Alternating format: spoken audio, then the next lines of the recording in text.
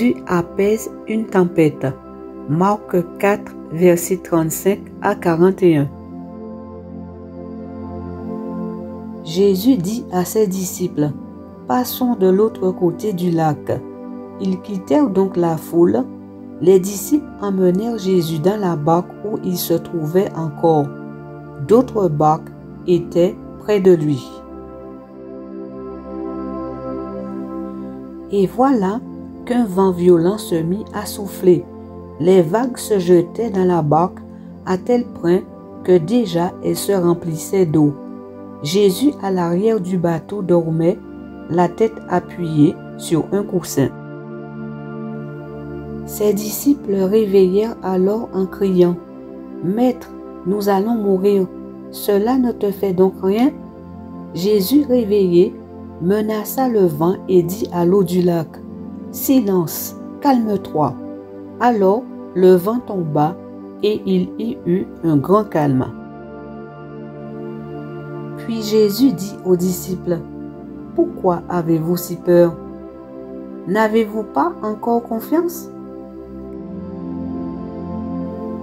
Mais ils éprouvèrent une grande frayeur et ils se dirent les uns aux autres, « Qui est donc cet homme pour que même le vent et les flots lui obéissent? »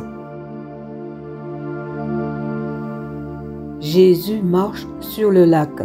Matthieu 14, versets 22 à 33. Aussitôt après, Jésus fit monter les disciples dans la barque pour qu'ils passent avant lui de l'autre côté du lac, pendant que lui-même renverrait la foule.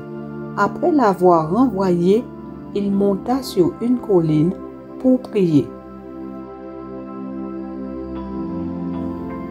Quand le soir fut venu, il se tenait là seul. La barque était déjà à une bonne distance de la terre. Elle était battue par les vagues, car le vent soufflait contre elle. Tard dans la nuit, Jésus se dirigea vers ses disciples en marchant sur l'eau. Quand ils le virent marcher sur l'eau, ils furent terrifiés et dirent, « C'est un fantôme !» Et ils poussèrent des cris de frayeur. Mais aussitôt, Jésus leur parla. « Courage, leur dit-il, c'est moi, n'ayez pas peur. » Pierre prit alors la parole et lui dit, « Seigneur, si c'est bien toi, ordonne que j'aille vers toi sur l'eau. » « Viens, répondit Jésus. Pierre sortit de la barque et se mit à marcher sur l'eau pour aller à Jésus. Mais quand il remarqua la violence du vent, il prit peur. Il commença à s'enfoncer dans l'eau et s'écria, « Seigneur, sauve-moi !»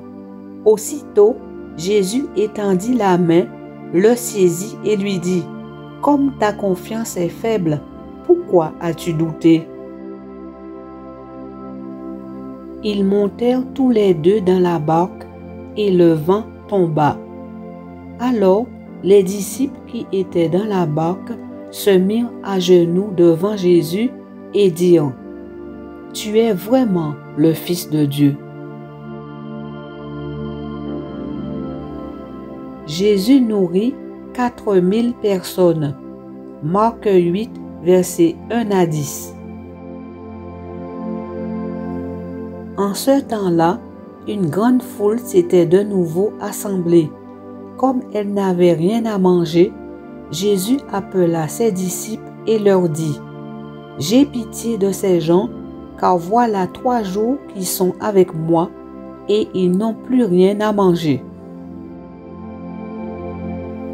Si je les renvoie chez eux le ventre vide, ils se trouveront mal en chemin, car plusieurs d'entre eux sont venus de loin. » Ses disciples lui répondirent, « Où pourrait-on trouver de quoi les faire manger à leur faim dans cet endroit désert? » Jésus leur demanda, « Combien avez-vous de pain? » Et ils répondirent, 7. Alors il ordonna à la foule de s'asseoir par terre. Puis il prit les 7 pains, remercia Dieu, les rompit et les donna à ses disciples pour les distribuer à tous. C'est ce qu'ils firent. Ils avaient encore quelques petits poissons. Jésus remercia Dieu pour ces poissons et dit à ses disciples de les distribuer aussi. Chacun mangea à sa faim. Les disciples emportèrent 7 corbeilles pleines de morceaux qui restaient. Or, il y avait là environ 4000 personnes. Puis Jésus les renvoya, monta aussitôt dans la barque avec ses disciples et se rendit dans la région de Dalmanutha. Jésus guérit un homme sourd et muet. Marc 7, versets 31 à 37. Jésus quitta ensuite le territoire de Tyr, passa par Sidon et revint vers le lac de Galilée à travers le territoire de Tyr, passa par Sidon et revint vers le lac de Galilée à travers le territoire de 10 villes. On lui amena un homme qui était sourd et avait de la peine à parler, et on le supplia de poser la main sur lui. Alors Jésus l'emmena seul avec lui, loin de la foule.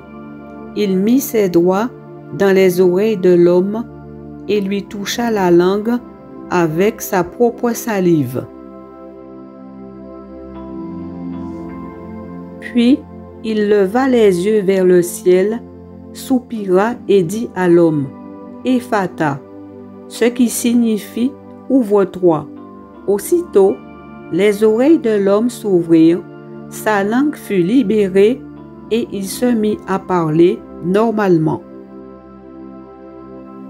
Jésus recommanda à tous de n'en parler à personne, mais plus il le leur recommandait, plus il répandait la nouvelle, et les gens étaient impressionnés au plus haut point. Il disait, « Tout ce qu'il fait est vraiment bien. Il fait même entendre les sourds et parler les muets.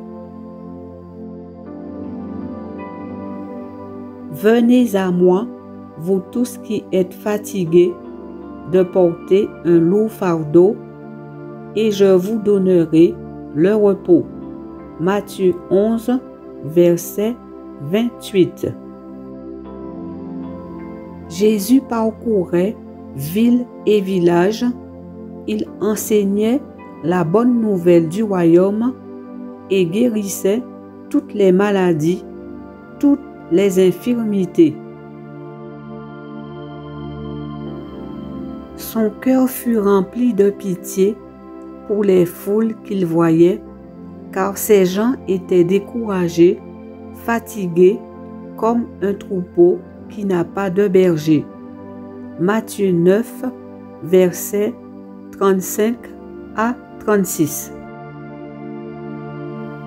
Jésus a fait encore devant ses disciples beaucoup d'autres signes miraculeux qui ne sont pas racontés dans ce livre.